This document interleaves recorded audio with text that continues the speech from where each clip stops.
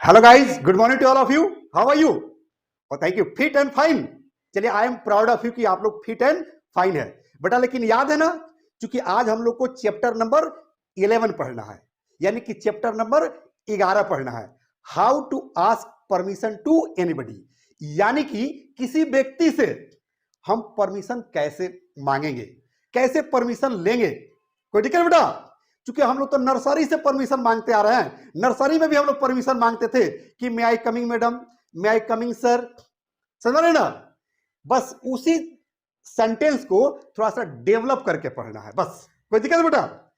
क्योंकि पहले हम लोग को लगता था बचपन में कि सिर्फ क्लास में जाते हैं तो परमिशन मांगा जाता है, प्रिंसिपल सर के ऑफिस में जाते हैं तो परमिशन मांगा जाता है। लेकिन नहीं, किसी व्यक्ति का अगर मोबाइल यूज करना चाहते हैं तो आपको परमिशन लेकर ही यूज करना चाहिए। किसी व्यक्ति का अगर बाइक यूज करना चाहते हैं, बाइक, तो परमिशन सामने वाले से लेनी चाहिए। किसी व्यक्ति का अगर कार यूज करना चाहते हैं तो सामने वाले से परमिशन लेना चाहिए। अगर किसी व्यक्ति के बगल में आप बैठना चाहते हैं तो सामने वाले से परमिशन लेकर तब बैठना चाहिए। कोई दिक्कत बेटा?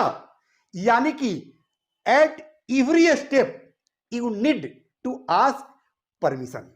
कोई दिक्कत बेटा?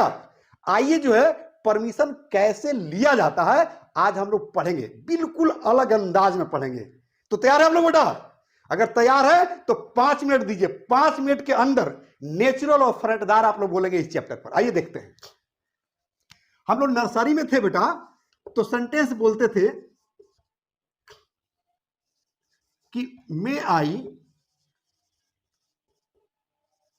कम इन सर या मैडम। याद है ना बेटा?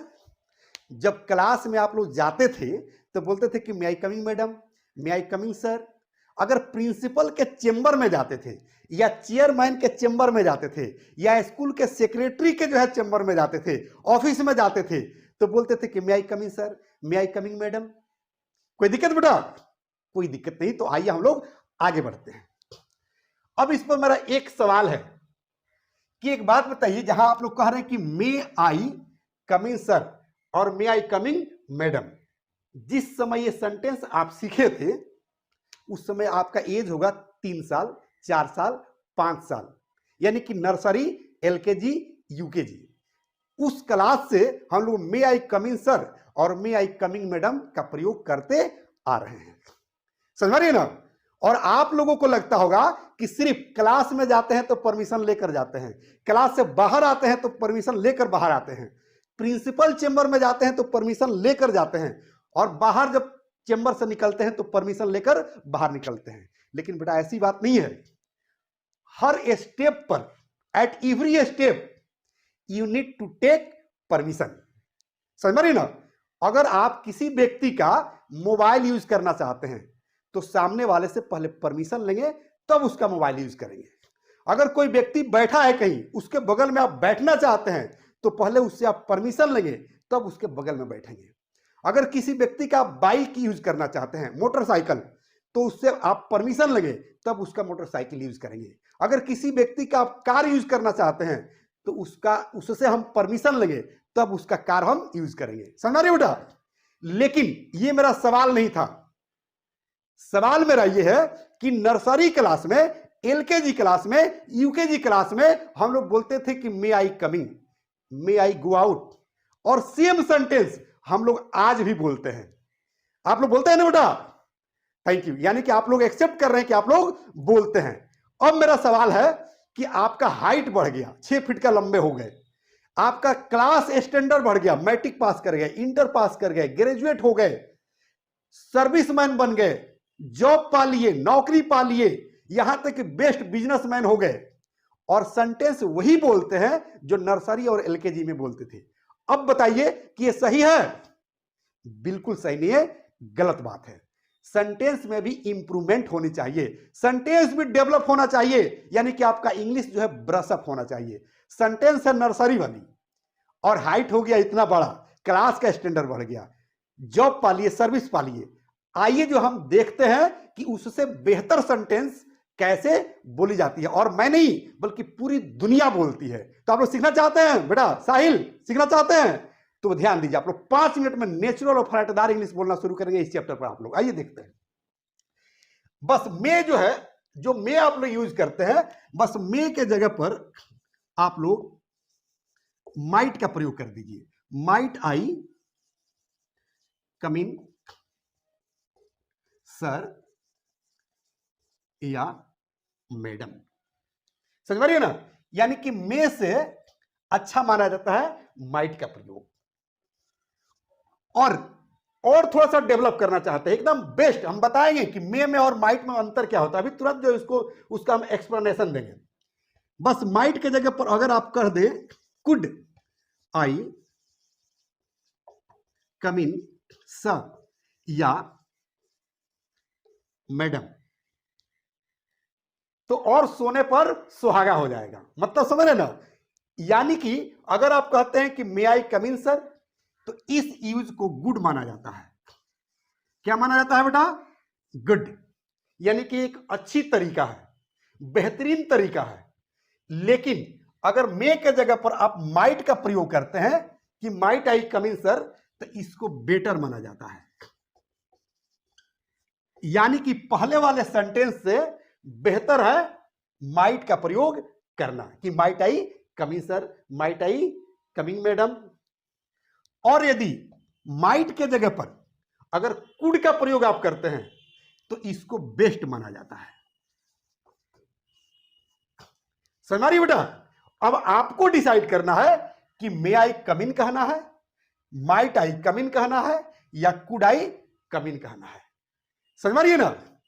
अब किसी व्यक्ति से अगर आप परमिशन ले रहे हैं, किसी व्यक्ति से इजाजत ले रहे हैं, अनुमति ले रहे हैं, किसी भी फील्ड में, चाहे ऑफिस में जाना हो या किसी व्यक्ति के बगल में बैठना हो, किसी व्यक्ति का कोई वस्तु यूज करना हो, तो आप मे के जगह पर माइट का प्रयोग कीजिए और माइट के जगह पर कुड का प्रयोग कीजिए। अगर सबसे बेस्ट इंग्लिश स्पीकर बनना चाहते हैं तो सबके साथ कुड का प्रयोग कीजिए।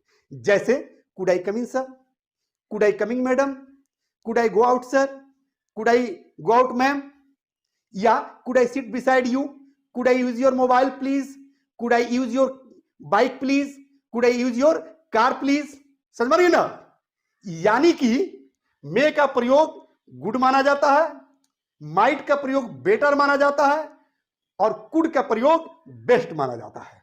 यानी कि सबसे अच्छा तरह से अगर अनुमति लेना है तो माइट के प्रयोग कीजिए, उससे अच्छा अगर बोलना चाहते हैं तो कुड का प्रयोग कीजिए। समझ रहे ना? यानी कि बेस्ट इंग्लिश स्पीकर और डिसिप्लिन के साथ अगर अनुमति लेना चाहते हैं तो कुड आई कम इन कहिए।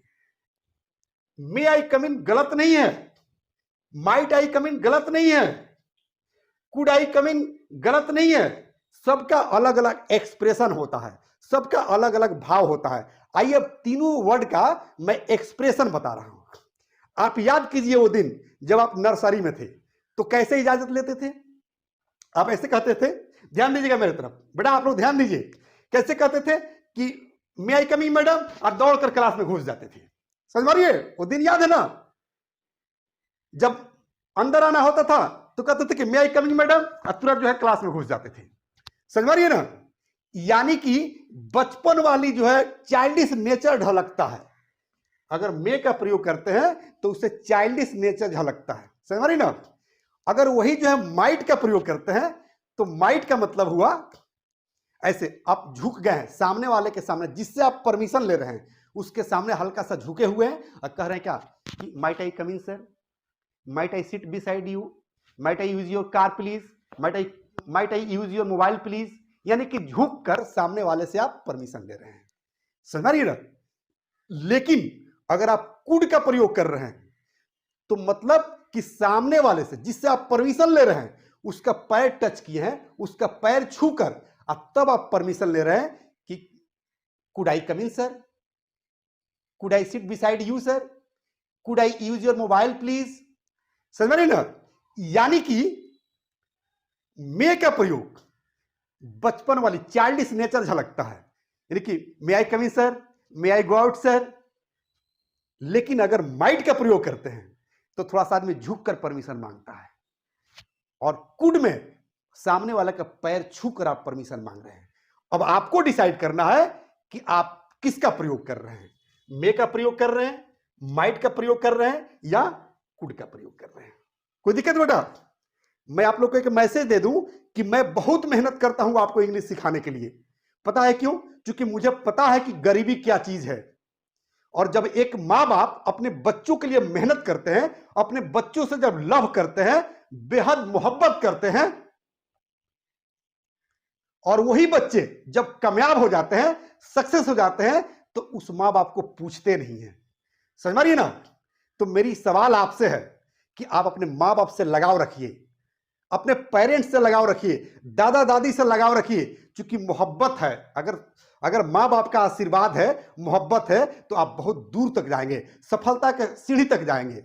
लेकिन हमारे समाज में, हमारे देश में यह देखने को मिलता है कि जो माँ अपने जान से भी ज्यादा अपने बेटे से मोहब्बत करती है, अपनी बेटी से मोहब्बत करती है, जो फादर, जो पिता अपने बच्चों से बेहद मोहब्बत करते हैं, अपने सारे जो है इच्छाओं की बलि चढ़ा देते हैं। अपनी इच्छा नहीं पूरी होती है, लेकिन बच्चों की इच्छा पूरी कर देते हैं।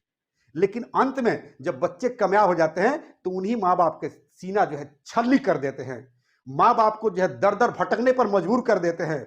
इसलिए मैं कहता हूं कि अपने ही कराते हैं गैरों की पहचान, अपने ही कराते हैं गैरों की पहचान। पता नहीं कम वक्त ये दिल लेता है, फिर भी अपनों का ही नाम, अपनों का ही नाम। ठीक है बेटा?